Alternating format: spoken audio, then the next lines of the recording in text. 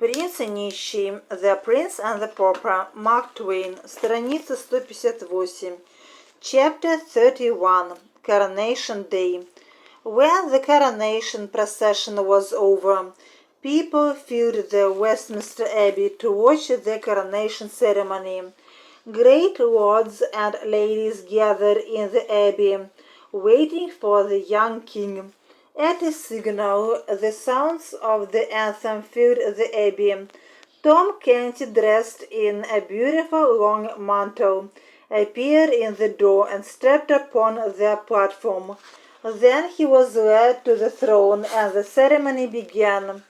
As the ceremony of the coronation went on, Tom Canty grew very pale, and sadness filled his heart. At last, the Archbishop of Canterbury lifted up the crown of England and held it out over the trembling mock king's head. At this moment, something strange happened. A boy clothed in rags came up to the platform. He raised his hand and cried, "Do not put the crown of England on his head. I am the king."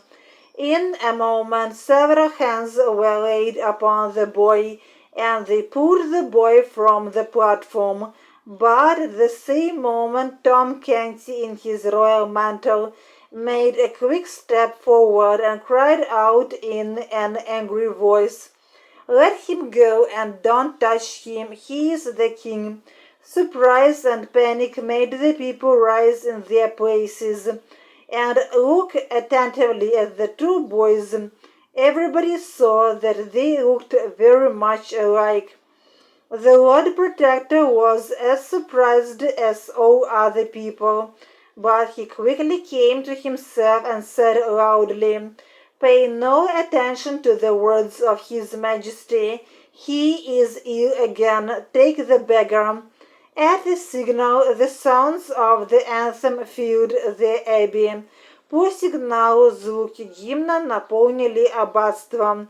The Archbishop of Canterbury, архиепископ Кентерберийский, глава англиканской церкви, назначается королем. As surprised as all other people, также удивлен, как и все остальные. But he quickly came to himself, но он быстро пришел в себя. But the mock king stepped forward and repeated, "Do not touch him, he is the king." Silence fell upon the hall. Nobody moved, nobody spoke, nobody knew what to say or what to do. The boy in rags stepped upon the platform, and the mock king ran with a glad face to meet him. He fell on his knees before him and said, "Oh, my lord, the king, let poor Tom Canty be the first to welcome you." The Lord Protector's eyes fell upon the stranger's face, and he also saw that the boys looked quite alike. The Lord Protector thought a moment or two, then he said, "If you please, sir, I wish to ask you a few questions." "I will answer them, my lord," the ragged boy answered. The Lord Protector asked him many questions about the palace, the court, about the dead King Henry VIII, and about the prince and the princesses. The lad answered them correctly. He described the rooms in the palace, the dead king's apartments, and the apartments of the Prince of Wales. It was strange, it was wonderful. Nobody could explain it. There was no explanation for it.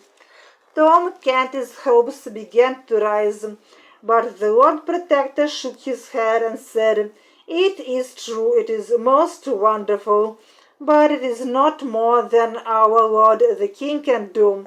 It doesn't prove anything. If you please, пожалуйста.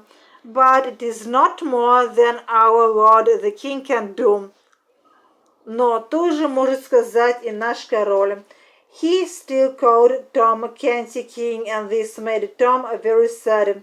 He felt that he was losing all hopes to go back home.